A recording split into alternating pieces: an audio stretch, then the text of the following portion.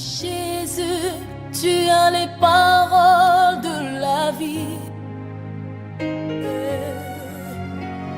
Jésus, tu as les paroles de la vie. Bonjour chers amis, dans le Seigneur Jésus-Christ. Nous sommes heureux de vous retrouver encore aujourd'hui dans ce nouveau numéro de La Sentinelle, votre émission d'éveil spirituel. Nous vous souhaitons la bienvenue sur la chaîne Bonne Nouvelle et que le Seigneur du Tout-Puissant vous bénisse, qu'il donne la sagesse et l'intelligence pour nous permettre à nous tous de profiter de cette parole qui est une nourriture spirituelle importante pour notre vie. Avant de commencer, nous aimerions, parce que ce n'est pas un roman que nous allons lire ensemble et partager, ce n'est pas la pensée de l'homme, c'est la pensée de Dieu. Donc, nous adresser quand même en quelques mots au Seigneur pour pouvoir recevoir du Saint-Esprit la capacité de bien profiter de cette parole. Seigneur Dieu Tout-Puissant, humblement, nous nous présentons devant toi avant de partager ta parole pour demander l'aide et demander que le Saint-Esprit puisse se manifester en nous et dans toutes les personnes qui vont écouter cette émission pour qu'il puisse nous donner à tous la capacité, l'intelligence et la sagesse nécessaires pour pour discerner, faire la différence entre le vrai et le faux et surtout pour pouvoir et garder cette parole et être capable de la partager aussi. Laisse que toute la gloire te revienne à toi, notre Dieu, à qui appartient cette parole, toi qui par amour nous parles pour nous avertir, toi qui veux que tous les hommes soient sauvés, nous te bénissons, notre Dieu. Merci encore pour ton amour. Nous avons prié au nom de notre Seigneur Jésus-Christ. Amen. Voilà, donc chers amis, sans plus tarder, sans abuser de votre temps, aujourd'hui nous allons dans ce nouveau numéro de La Sentinelle, partager la parole de notre Dieu. Et le sujet aujourd'hui, c'est « Tu ne peux pas être ami de Dieu et ami du monde ». Nous répétons, tu ne peux pas être, nous ne pouvons pas être amis de Dieu et en même temps amis du monde. Donc notre émission va être basée sur le texte que nous trouvons dans Luc chapitre 16, verset 13, que je vous invite de prendre. Nous allons ensemble le lire, Luc chapitre 16, verset 13, que nous allons lire ensemble. Nul serviteur ne peut servir de maître, car où il haïra l'un et aimera l'autre, ou il s'attachera à l'un et méprisera l'autre, vous ne pouvez servir Dieu et Mammon. Amen. Voilà, la base de notre partage de notre émission. Nous parlons donc d'une amitié impossible, si nous pouvons nous exprimer ainsi. Il est impossible, d'après le texte que nous venons de lire, d'être à la fois au service de Dieu et en même temps au service de Satan. La Bible est affirmative. Elle dit, si on se trouve dans une telle situation, on va tomber dans un piège où on va haïr l'un et aimer l'autre, on ne peut pas aimer les deux. Donc, c'est une impossibilité. C'est justement à cause de cela que nous venons auprès de vous, que nous venons pour ensemble nous exhorter, pour dire, de plus en plus nous voyons beaucoup d'enfants de Dieu, entre parenthèses, beaucoup de personnes qui fréquentent les églises, qui sont dans les églises, qui disent qu'ils sont des chrétiens, mais qui ont des attitudes parfois ambiguës, qui laissent vraiment à penser, qui sont, quand on va dans le monde, on les trouve, on va dans les églises, ils sont là, et on ne sait plus les définir, on ne sait plus les caser. Ils sont sans couleur, sans position, ils sont, comme la Bible dit, tièdes. Or, nous savons qu'on ne peut pas être en même temps chaud et en même temps froid. Donc, nous venons vraiment pour exhorter les enfants de Dieu au cas où on s'est trouvé dans cette position-là, à changer vraiment complètement, à changer d'attitude, à montrer sa position, à prendre un engagement sérieux et ferme, soit avec le monde, donc dont Satan est le maître, ou soit avec Dieu, tout simplement, comme ça on connaît sa position. Parce que être au milieu, ça ne t'avantage pas, ce n'est pas profitable, Dieu dit que ceux qui sont au milieu, donc les tièdes, il les vomira. Donc pour ne pas être vomi, eh bien, il est temps, frères et sœurs, de prendre une bonne position. Alors, c'est quoi être en même temps ami du monde et en même temps ami des dieux? Nous avons dit que ce n'est pas possible. Nous allons, dans un premier temps, voir à quoi correspond le fait d'être dans le monde. Nous allons lire encore un deuxième texte qui va nous aider, qui va vraiment nous permettre d'avancer dans notre émission. 1 Jean chapitre 2 verset 15 que nous allons lire encore ensemble. Qu'est-ce que le Seigneur nous recommande? 1 Jean chapitre 2 verset 15. Qu'est-ce que nous y trouvons? Vous êtes prêts, je pense. N'aimez point le monde, ni les choses qui sont dans le monde. Voilà, nous avons parlé du monde, avec lequel nous sommes peut-être amis. Le monde peut-être auquel nous sommes, dont nous sommes les serviteurs, d'une certaine manière, parfois inconsciemment, parfois on ne le sait pas. On est serviteur du monde, on est serviteur des Satan, on est dans le monde, mais on ne le sait pas. Il y a des gens qui sont inconscients, mais il y a des gens qui sont conscients. Donc nous venons vraiment attirer l'attention de tout le monde. C'est pourquoi la parole de Dieu existe, justement pour nous avertir, pour nous alerter. C'est le but même de l'émission Sentinelle, pour alerter quand il y a un problème. Oui, il y a sérieusement un problème dans la maison des dieux, parmi les enfants de Dieu. Il y en a qui n'ont pas des positions, qui se trouvent en tout cas tantôt à gauche, tantôt à droite, un pied dedans, un pied dehors, comme on peut dire. Et aujourd'hui, nous venons affirmer, sans juger personne, nous ne sommes pas des juges, nous ne venons pas donner des leçons. Nous avons une responsabilité devant le Seigneur. Si vous reconnaissez, si je reconnais que je suis un enfant de Dieu, je dois savoir que j'appartiens à une famille spirituelle, que j'appartiens à un corps, que je suis membre du corps du Seigneur Jésus-Christ et qu'en tant que tel, j'ai une responsabilité. Je ne peux pas dire que ce que font les autres ne me concerne pas. Je ne peux pas dire que ma vie ne concerne pas les autres. Si j'ai un tel langage, ce qui veut dire que je suis encore dans le monde parce qu'un enfant de Dieu n'a pas de vie privée. Un enfant de Dieu, nous faisons partie d'un corps. Le pied ne veut pas dire ce que moi je fais ou je vais, la main n'est pas concernée. Nous nous trouvons tous dans un même corps, nous sommes tous embarqués dans un même bateau. Ce qui arrive à l'un, en tout cas si nous sommes vraiment les disciples, des disciples de Christ remplis du Saint-Esprit, eh bien nous ne pouvons pas fermer les yeux sur ce qui se passe dans la vie d'un frère ou d'une sœur.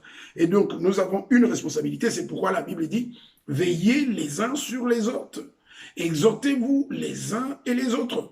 La Bible dit, pleurez avec ceux qui pleurent, réjouissez-vous avec ceux qui se réjouissent. Nous sommes liés dans un corps, il n'y a pas de division dans un corps, c'est l'unité, nous sommes ensemble. Et donc, il est exclu qu'on se capte, qu'on se dise, ce que les autres font ne me concerne pas. Ce que nous faisons, en tout cas sur le plan spirituel, nous concerne. Donc, nous venons à ce titre-là, nous nous permettons, frères et sœurs, nous pensons que vous comprenez cela. Si vous êtes vraiment du Seigneur et que vous avez l'Esprit du Seigneur, vous comprenez cela, donc ça ne peut pas poser trop de problèmes. Donc c'est cette responsabilité-là, d'après Ézéchiel 33, nous sommes donc venus pour assumer, pour jouer notre rôle dans ce corps auquel nous appartenons. Le Seigneur, dans sa parole, nous recommande, un disciple, c'est celui qui demeure dans la parole, il le recommande, il est ferme, il est affirmatif, là, c'est même une recommandation, une interdiction. N'aimez point le monde, n'aimez point les choses qui sont dans le monde. Si on aime les choses qui sont dans le monde, eh bien, donc, l'amour de Dieu, vous voyez l'incompatibilité. Donc, quand on est ami du monde, automatiquement, on devient ennemi des dieux. On ne peut pas prétendre le contraire, ne nous voilons pas la face. Quand on a un pied dans le monde, automatiquement, on est séparé des dieux, on n'est pas avec Dieu, on est ennemi des dieux. C'est ça que nous essayons de prévenir les enfants de Dieu pour qu'ils ne se trouvent pas dans cette position compromettante. Donc, aimer le monde, c'est quoi? Quand on aime le monde, donc qu'on est ennemi des dieux, c'est pas compliqué, c'est aimer sans discernement tout ce qui s'est fait dans le monde. Sans discernement, nous précisons. Donc, c'est vraiment la première chose à noter. On aime sans discernement. Donc, on est vraiment complètement absorbé par le monde. Tout ce que le monde, dans la mode, par exemple, dans la musique, dans beaucoup de domaines. Donc, on aime sans discernement. On ne fait pas de différence. On participe. Voilà, le monde décide que désormais, cette année, on va s'habiller de cette manière-là. Alors, sans tenir compte de la volonté de Dieu, sans voir que je suis un enfant de Dieu, que je suis un flambeau, que je suis une lumière, c'est à cela que je suis appelé, c'est ce que le Seigneur, c'est comme ça que le Seigneur nous qualifie, nous considère, c'est comme ça qu'il doit nous voir, que nous sommes de lumière, donc deux gens qui devons influencer au lieu d'être influencés, et c'est comme ça, donc c'est ça, c'est que nous sommes réellement si nous sommes des disciples du Seigneur Jésus-Christ. Alors, sans se poser des questions, on se met à la mode, on s'habille comme tout le monde, on marche comme tout le monde, on pense comme tout le monde, donc on vit vraiment sans discernement, sans faire la différence entre ce qui est du monde et ce qui est des dieux, entre ce qui est approuvé ou désapprouvé par Dieu. C'est déjà ça. Donc, sans discernement, on est dans le monde, on suit aveuglément, on ne se pose pas de questions, donc on suit les yeux fermés. Tout simplement, on marche comme le monde marche. C'est vivre sans tenir compte de Dieu, c'est ça, être ami du monde, vivre sans tenir compte de Dieu. Donc c'est vivre pour soi-même. Un chrétien, c'est quelqu'un, c'est un esclave du Seigneur, c'est quelqu'un qui était mort, qui était perdu, c'est quelqu'un qui était condamné. Souvenez-vous, Romains chapitre 3, verset 23, qui dit tous ont péché et étaient privés de la gloire de Dieu, séparés des dieux, ennemis des dieux, esclaves du monde, de Satan, vendus au péché. C'est ce que nous étions. Mais le Seigneur, lorsque les temps sont arrivés dans sa bonté, il nous a rachetés et nous sommes devenus ses esclaves. Ce n'est pas pour rien qu'on dit à une personne qui vient d'accepter le Seigneur que non seulement elle accepte que le Seigneur Jésus est son sauveur, mais il doit être aussi son Seigneur. Donc le Seigneur, on ne résiste pas au Seigneur, on ne discute pas avec le Seigneur, on fait ce que le Seigneur exige, parce que nous sommes des esclaves, il est notre maître. Et donc, si le monde nous influence d'une certaine manière et que nous ne tenons pas compte de ce que le Seigneur exige de nous, eh bien, nous sommes amis du monde. Nous avons l'amour du monde.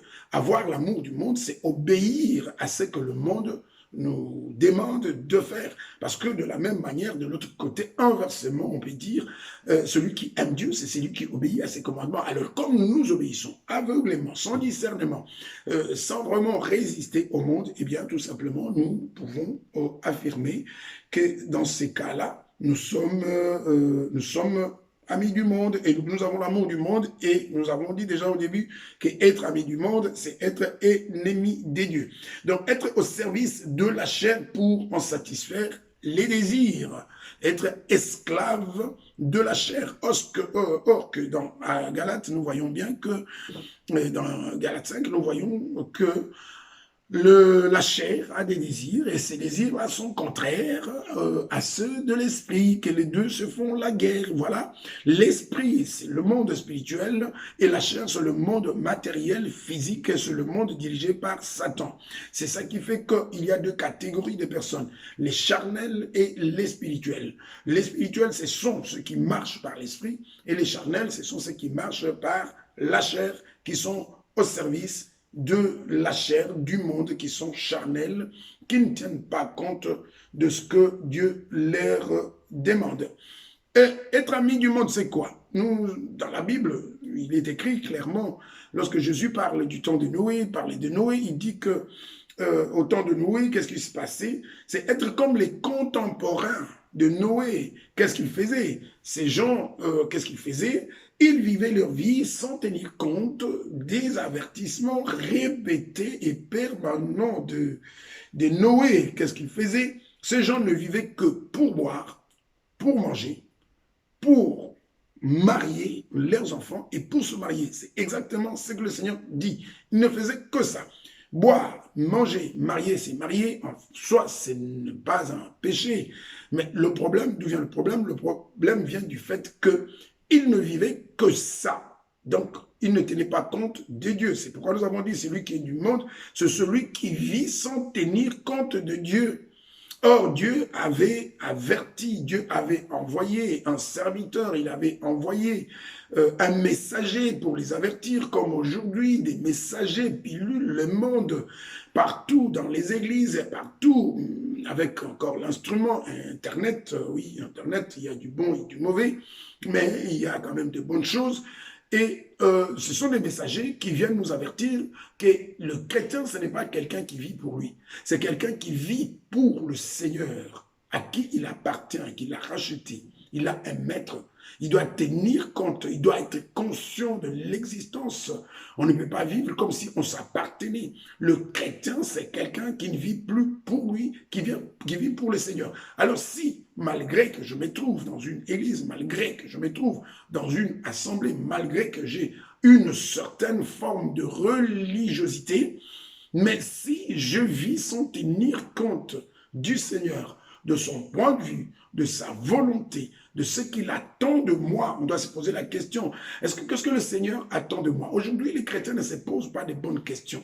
Et donc, c'est bien sur une première partie, parce que là, nous parlons plus de ceux qui sont amis du monde, et donc qui sont dans le monde, et qui automatiquement, systématiquement, sont opposés à Dieu, sont ennemis de Dieu. Nous parlons, et nous allons revenir rapidement dans un deuxième numéro, où nous allons parler d'être ami de Dieu. Donc, ce qu'il faut faire par contre, mais là, dans la première partie, pour ne pas être trop long, donc nous avons insisté sur le fait que donc celui qui est dans le monde, il vit sa vie sans se poser des questions. Il vit sa vie librement vis-à-vis de Dieu, comme s'il n'avait pas à rendre compte. Or, le Seigneur Jésus-Christ, il dit, je viens bientôt pour faire rendre compte à chacun de ce qu'aura été son œuvre. Quelle est ton œuvre? De suivre le monde aveuglément? Pendant qu'on est en train de suivre le monde, alors que le Seigneur va dans une autre direction, eh bien, on est opposé au Seigneur. C'est là que la Bible dit, on haïra l'un et on aimera l'autre. Donc, on ne peut pas en même temps être en train de suivre le monde, être au service du monde, être charnel, être esclave du monde, aimer tout ce qui se fait dans le monde et qui est opposé à la volonté de Dieu et en même temps suivre Dieu. Ce n'est pas possible, c'est une impossibilité, mes frères et sœurs. Encore une fois, nous disons que nous ne sommes pas venus pour juger. Nous sommes venus pour alerter, nous sommes venus pour avertir, nous sommes venus pour éclairer. Ça ne sert à rien, ma sœur, tu ne gagneras, mon frère, tu ne gagneras rien à être à la fois dans le monde, les samedis, les week-ends, et en même temps, aller faire semblant d'être à l'église. Oui, on peut tromper les hommes, mais on ne trompera jamais Dieu. David connaissait ces choses quand il dit au Seigneur, où irai-je loin de ton esprit? Tu ne peux pas tromper le Seigneur. La Bible dit, c'est qu'un homme aura semé, c'est ce qu'il moissonnera. Réveille-toi mon frère, réveille-toi ma soeur. C'est pour cette raison que cette émission existe. Elle ne te juge pas du tout alors, mais elle t'ouvre les yeux, elle t'avertit, elle te parle sincèrement, parce qu'aujourd'hui, ce n'est pas dans toutes les églises où la vérité est dite, il est apparu, on en parlera dans un autre numéro, de l'évangile version light, très bientôt. On viendra vous présenter l'émission, donc disons un numéro ou une vidéo sur l'évangile version light. Mais là, tu as la possibilité qu'on te dise la vérité. Tu ne gagnes rien à être tiède, tu ne gagnes rien à participer, à essayer de participer à la table des démons et en même temps à la table du Seigneur. Quand on a les jambes tellement écartées, il est impossible d'avancer, on n'est nulle part, on se met dans une position inconfortable. Mon frère, réveille-toi, ma soeur, réveille-toi. C'est vraiment avec beaucoup d'amour, avec beaucoup de sympathie que nous venons partager ce message sans juger, sans condamner, mais dire que nous sommes tous concernés, tous concernés. Nous aussi, nous recevons des choses, des avertissements, des messages de la part de frères, de la part de sœurs, et donc parce que nous sommes tous dans le même bain, dans le même bateau, et nous ne pouvons pas dire que ce que les autres font ne nous concerne pas. Nous sommes tous concernés par le fait que nous participons au corps du Seigneur et que nous avons tous été baptisés dans le même esprit. Voilà, donc je pense que les quelques éléments, pas très nombreux, on peut revenir s'il le faut. Donc l'amour du monde et l'amour des dieux en même temps sont impossibles, c'est une impossibilité, une incompatibilité. Être à la fois dans le monde et être en même temps avec Dieu, c'est impossible. Faire partie du corps du Seigneur, du Christ, de l'Église selon le Seigneur, et en même temps être dans le monde, c'est une impossibilité. Si dans le cas où je me trouve dans cette situation-là, je dois me poser des questions, quelle est vraiment la question? Est-ce que je suis, parce que, on en parlera aussi, être chrétien, c'est un jour avoir pris conscience, après avoir écouté l'Évangile, s'être converti, disons, s'être repenti et converti au Seigneur et avoir reçu l'Esprit. Est-ce que cela s'est-il produit un jour dans notre vie? Parce qu'il convient de se poser des questions quand on voit certains comportements, se dire, mais si je suis vraiment un chrétien, comment se fait-il que j'aspire plus aux choses du monde, j'ai plus l'amour des choses du monde, je suis plus à l'aise avec les gens du monde qu'avec les gens qui, normalement, en principe, doivent avoir le même esprit que moi. Pourquoi est-ce que je suis beaucoup plus charnel que spirituel? Pourquoi est-ce que j'ai du mal à obéir à mon maître, à celui qui m'a sauvé? Donc, ces questions-là sont interpellantes et peuvent nous aider à savoir vraiment nous situer. Qui sommes-nous réellement? Est-ce que nous sommes vraiment des chrétiens ou nous sommes encore dans le monde? Si c'est le cas, eh bien, n'ayons pas honte, parlons-en avec nos responsables. Et donc, il est encore possible, il est encore temps, tu peux tout recommencer, tu peux encore changer les choses. Le Seigneur t'étend les bras par ce message répété qui vient de gauche à droite, il t'étend les bras. Il est encore possible que les choses puissent changer, que tu puisses encore te repentir, que tu puisses encore te convertir et que tu puisses devenir encore un chrétien, tu puisses avoir de positions fixes et être incorporé dans le corps du Seigneur Jésus-Christ, être né de nouveau, être reconnu comme un enfant de Dieu, pas par les hommes, mais par Dieu lui-même. Et la Bible dit dans 2 Corinthiens, pour terminer là, 2 Corinthiens chapitre 5, verset 17, que celui qui est unique à Christ, celui qui est en Christ est une nouvelle créature. Alors, une nouvelle créature, pas une créature améliorée, mais une nouvelle créature. Donc, avec des nouvelles habitudes, un nouveau comportement, un nouveau langage, qui vit dans un environnement différent, qui n'aime pas les choses du monde, mais qui aime Dieu, qui a l'amour pour Dieu. Et nous verrons dans un deuxième numéro avoir l'amour de Dieu. Là, nous avons vu avoir l'amour du monde et nous avons, pour résumer, c'est vivre pour soi, pas pour le Seigneur, vivre librement, sans tenir compte du Seigneur, avoir l'impression, ou donner l'impression que nous n'avons de compte à rendre à personne, c'est aimer plus les choses du monde, suivre aveuglément le monde et donc être charnel au service de la chair. Et en principe, les choses de l'esprit ne nous intéressent pas. Là, il y a un problème. Que le Dieu Tout-Puissant vous bénisse, qu'il vraiment aide chacun de nous, toute personne qui a écouté ce message. Si, d'après vous, conduit par l'Esprit du Seigneur, c'est la vérité, eh bien, ce que nous vous demanderons, c'est de le partager, de marquer que vous aimez ce message, de le partager et pour soutenir de cette façon-là l'évangile, la vérité. Si vous êtes convaincus, ce n'est pas nous qui vous convaincons. Si vraiment, au fond de vous, l'Esprit de Dieu vous dit que c'est la vérité, eh bien, faites le nécessaire, partage ce message, participe à l'épanouissement, à la propagation de l'évangile, de la vérité. Que le Seigneur Dieu Tout-Puissant vous bénisse abondamment et à très bientôt dans un nouveau numéro de la Sentinelle. Au revoir. Jésus, tu as les paroles de la vie. Jésus, tu as les paroles